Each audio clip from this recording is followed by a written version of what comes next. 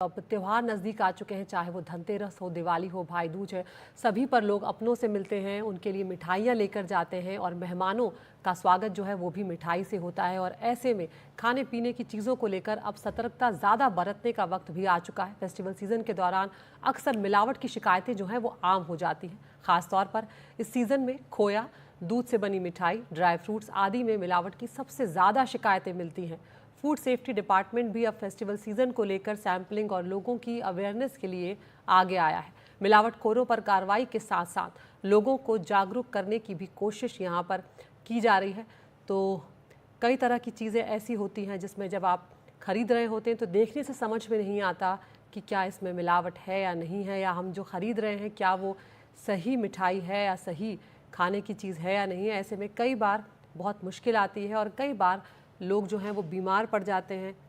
और अक्सर जो मिलावट की खबरें हैं वो बड़ी संख्या में जो है वो सामने आ रही है। अगर हम हाल ही की बात करें तो अलवर के पास अभी 500 किलो मिलावटी रसगुल्ले जो हैं वो उन पर छापे मारे गए थे। 2 दिन पहले की ये बात है। तो आप अंदाज़ा लगा सकते हैं कि जब त्योहारों का सीज़न आता है तो जो मिलावटखोर हैं वो भी बहुत बड़ी तादाद में मिलावट करने लगते हैं। और इस मुद्दे पर चर्चा करने के लिए, आपको जागरूक करने के लिए हमारे साथ 2 बेहद खास मेहमान इस वक्त जुड़ रहे हैं। हमारे साथ आलोक सिन्हा हैं, पूर्व सीएमडी हैं एफसीआई के, और डॉक्टर सलील मलिक हैं, एचओडी हैं फिलिक्स हॉस्पिटल के। समझे डॉक्टर सलील मलिक, आपके पास मैं आऊँ अगर, तो यहाँ पर किस तरह के मामले जो हैं वो, या किस तरह के मरीज जो हैं वो आपके सामने आते हैं, खासकर मिलावटी चीज़ों को खाकर, और किस तरह की दिक्कतें उनके सामने आ रही होती हैं?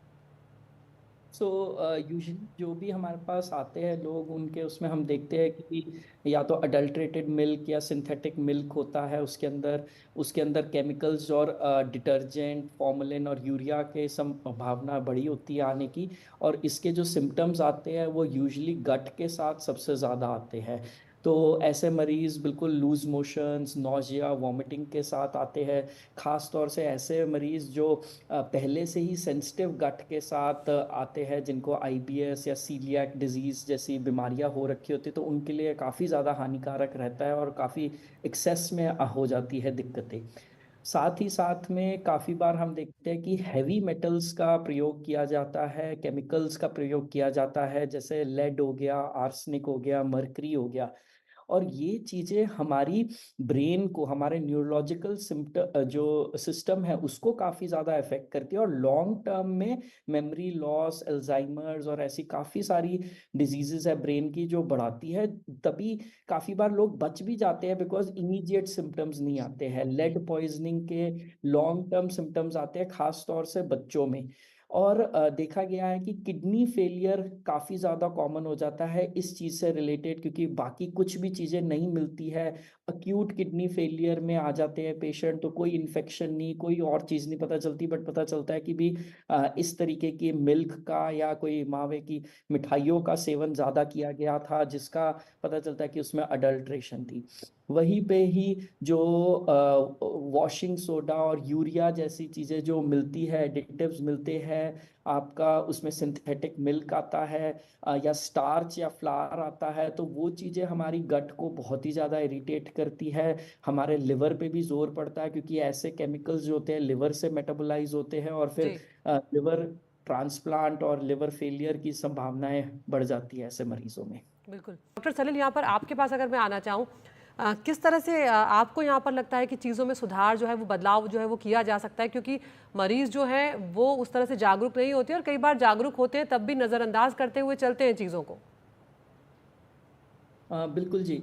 सो ऐसा है, इसके लिए मैं आलोक जी से सहमति रखता हूँ। हम्म। इसकी प्रैक्टिकली हम वैसे बातें बहुत कर सकते हैं, बट प्रैक्टिकली बहुत दिक्कत हो जाती है। हम क्या है कि अच्छी दुकानों से खरीदो, जो टेस्टेड दुकानें हैं, बट हम ये भी देखते हैं काफ़ी दिग्गज नेम्स की दुकानों में भी अडल्ट्रेशन पाई गई है। तो ये एक सिंपल चीज़ है कि भी लोगों को पता है कि वो बच सकते हैं, तो इसलिए वो ट्राई कर लेते हैं, पैसे कमाने के उसमें चल लेते हैं। तो आलोक जी जैसे कह रहे थे, सही कह रहे थे कि हमें हाई लेवल पे अवेयरनेस करनी है इस चीज़ की, ना केवल लोगों के बीच में, बट जो एजेंसीज ऐसी है जो ये खाना बना रही है और चीज़ बना रही है, उनमें भी ये अवेयरनेस कि अगर आप पकड़े जाएंगे तो फिर आप पे काफ़ी भारी फाइन या जैसे कोर्ट केस रह सकता है।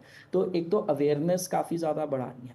दूसरा ये चीज़ रखना है कि लोगों को जैसे इसी समय, दिवाली के समय, आपका अमाउंट बढ़ता है ये केसेस बिकॉज आपकी डिमांड भी ज़्यादा बढ़ती है। तो इसी समय हमने व्हाट्सएप कैंपेन्स निकालनी चाहिए, हमें टीवी पे एड्स निकालने चाहिए, सरकार को भी अपनी तरफ से ये चीज़ एडवर्टिजमेंट्स में देनी चाहिए। और यहाँ तक कि जो स्कूल का सिस्टम है, हमें यंग जनरेशन को ये ज़्यादा करना चाहिए, क्योंकि हमने ये भी देखा है कि जो यंग माइंड्स है वो भी इन्फ्लुएंसर्स बन रहे हैं और लोगों के लिए और अपनी बड़ी जनरेशन के लिए भी, कि भी हमें किस तरीके से सही चीज़ें करनी चाहिए, सही चीज़ें लेनी चाहिए।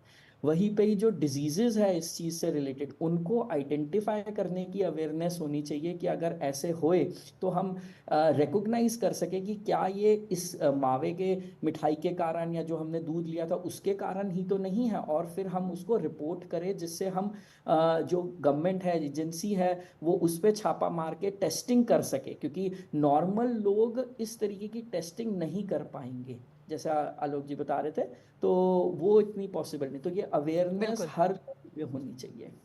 बिल्कुल अवेयरनेस होनी ही चाहिए, लेकिन अवेयरनेस के बाद भी जब हमारे कानून सख्त होंगे तब जाकर ऐसी जो मिलावटें हैं या इस तरह से जो सेहत के साथ खिलवाड़ किया जा रहा है वो यहाँ पर रुक सकता है। तो मिलावट का पता लगाने के लिए टेस्ट भी किए जा सकते हैं और FSSAI जो है उसने मिलावट टेस्ट करने की जो बुक जो है वो भी यहाँ पर जारी की है, जिसे डाउनलोड किया जा सकता है। और एक टोल फ्री नंबर भी हम यहाँ पर आपको बता रहे हैं, 1800-113921, जिस पर आप शिकायत भी कर सकते हैं इस तरह की जब कोई मिलावटी चीज़ आपके हाथ में आए तब।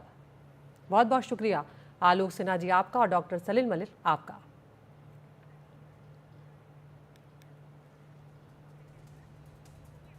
तो आप सावधानी बरतें और ध्यान रखें ताकि इस बार आपकी जो दिवाली है वो कम से कम मिलावटी चीज़ों से दूर रहे।